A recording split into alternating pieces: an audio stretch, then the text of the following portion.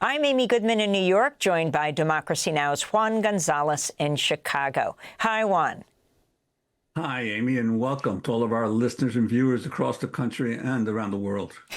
We begin today's show in Los Angeles, where President Trump has deployed the California National Guard in defiance of California Governor Gavin Newsom and Los Angeles Mayor Karen Bass. This comes after protests erupted against ICE's military-style raids in and around L.A.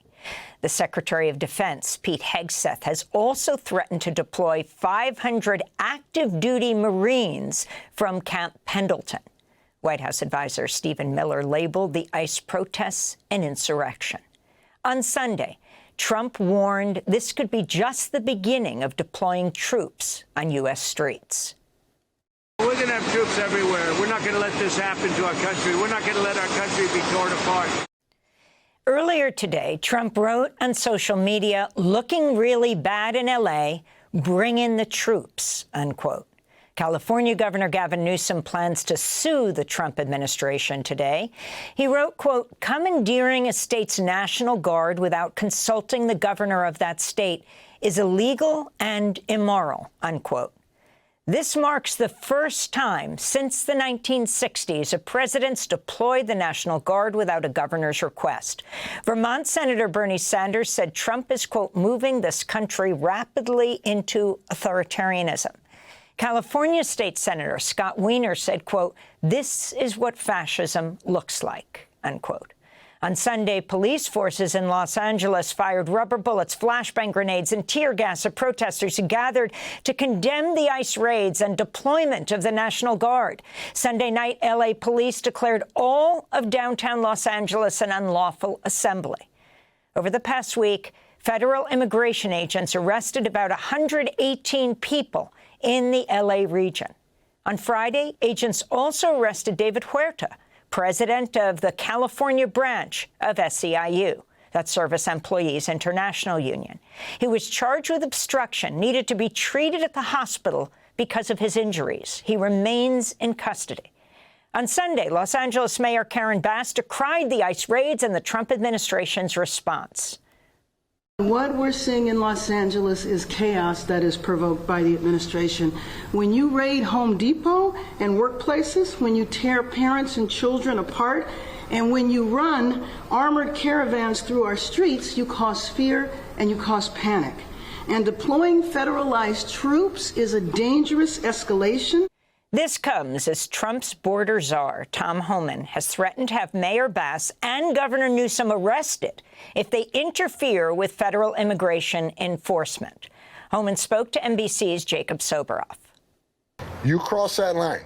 It's a felony to knowingly harbor and conceal an illegal alien. It's a felony to impede law enforcement from doing their job. Do you think that the mayor of LA is doing that?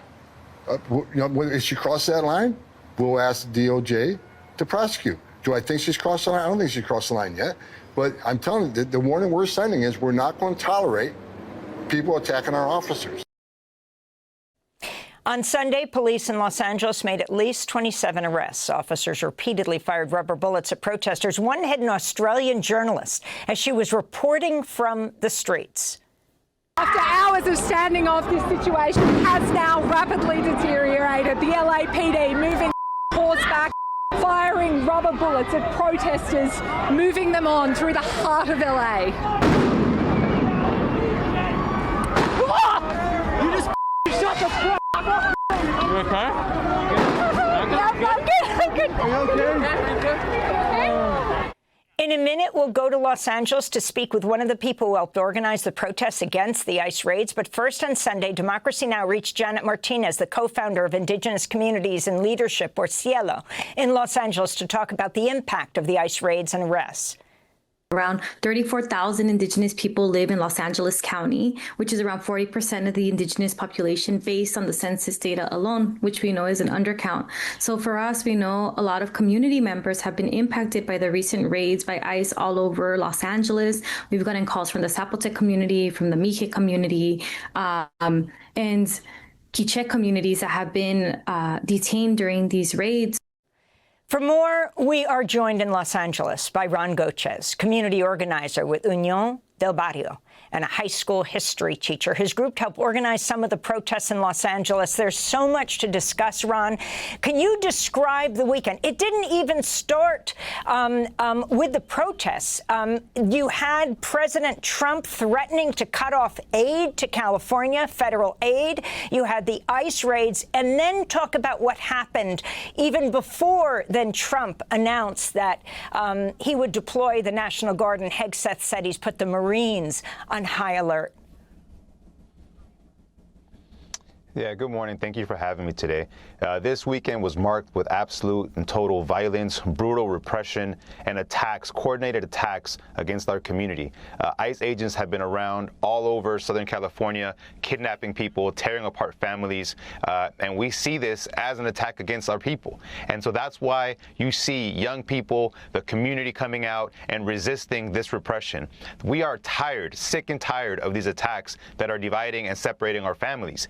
And so that's why when we have these protests, they have been peaceful, but when the repression comes from the state, whether it's the sheriffs, the LAPD, or on Saturday, for example, in Paramount, California, it was the Border Patrol, it was brutal violence. They shot thousands of rounds of tear gas, of flashbang grenades, of all kinds of repressive instruments used against the community, but what they didn't think was going to happen was that the people would resist and would fight back. And that's exactly what happened in Paramount and in Compton, California, where for 8.5 hours, the people combated in the streets against the Border Patrol.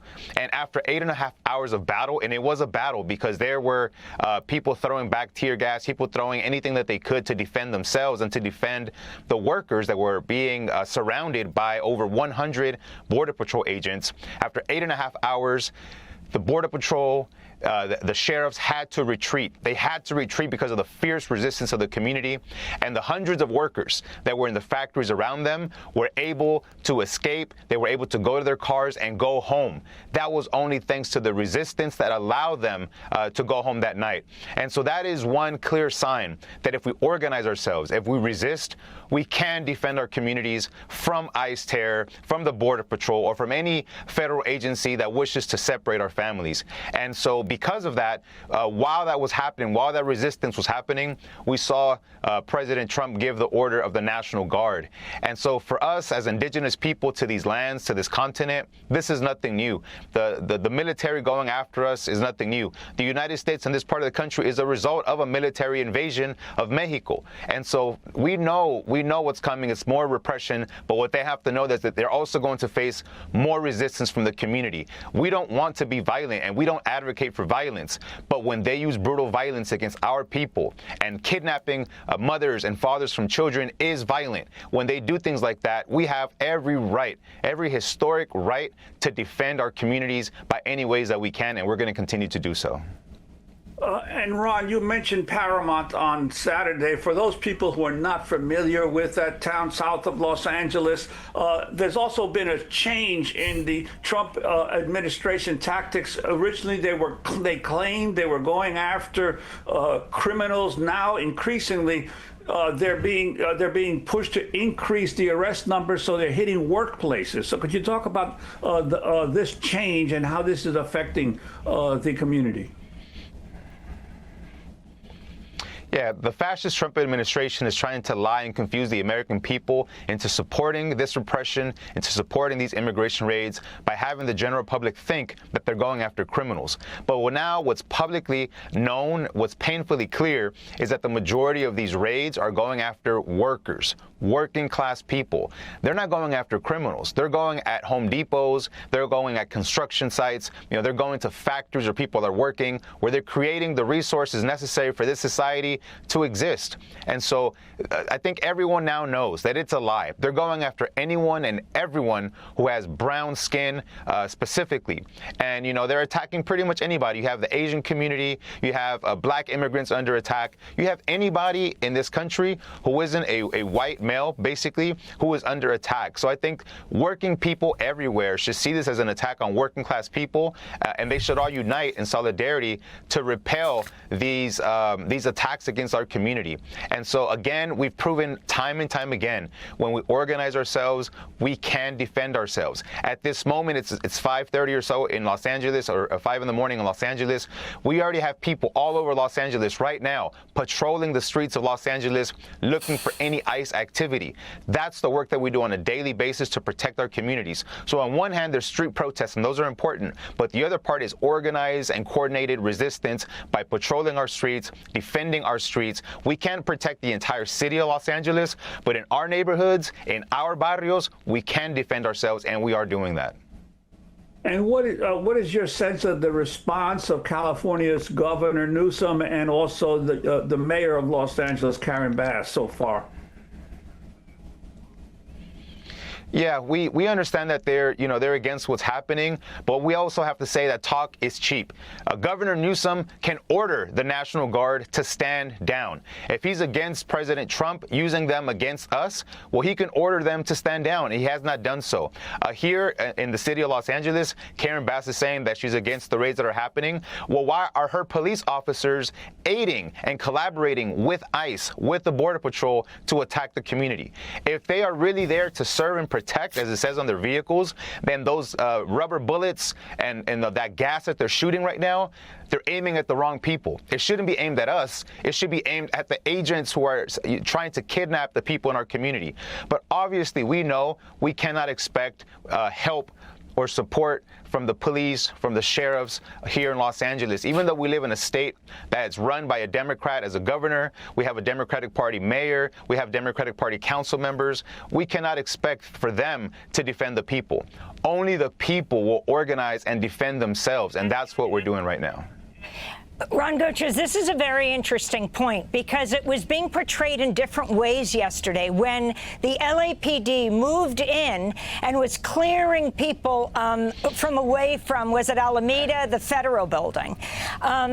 In some media reports, they were saying they were clearing protesters away so that they wouldn't be directly confronting the National Guard, which the mayor has criticized. You know, the National Guard in full, what they say, full battle rattle. But you're saying that although Governor Newsom may sue today, he could actually tell the National Guard to stand down. And do you see any possibility of the LAPD confronting the National Guard and maybe if Hegseth calls out the Marines on the streets? No, we don't anticipate that at all. I have personally been physically removed from an ICE raid here in South Central Los Angeles by the LAPD. So when the mayor says that the LAPD doesn't collaborate with ICE or with federal agencies, it's a total lie. While you may not have LAPD officers on the streets asking people for their citizenship or detaining people for immigration reasons, what you do have is the LAPD, the LA County Sheriffs, the CHP, or any law enforcement agency that's here locally. They are collaborating, they are protecting the operations. They close down the streets around operations so that ICE can do their kidnappings of our people.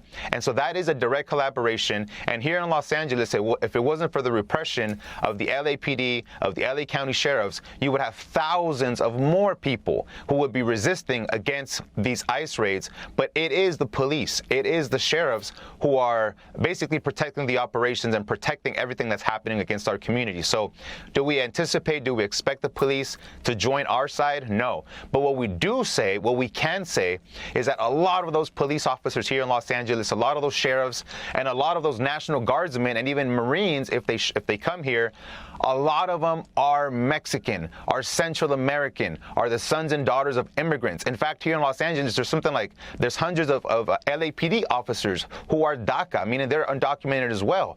And so they have to see that they're being used by the Trump administration to use violence against their own people. So we as Unión del Barrio do call on them to stand down. Do not raise your weapons against your own people. This is like your mother, your auntie, your father that you're repressing. So we do call on them to join us, stand on the right side of history, do not support the Trump administration, support the people. Because what we're doing is fighting for justice. We're fighting for the righteous, the right to live and to exist and to work and to feed our families. There's nothing extreme about that. We just simply want to work, we want to live, and we want to have a dignified life like anyone else deserves. So we're seeing resistance right now from the people in Gaza resisting and fighting for their lives to us right here on our own historic homeland, our indigenous land here. We're fighting for our lives as well. And we're going to continue to do so, whether it's the police, the National Guard. You know, we don't want violence. We don't want violence. But we also aren't going to sit by and see our people be kidnapped and see our community be attacked by any federal agency or local law enforcement. We won't do it.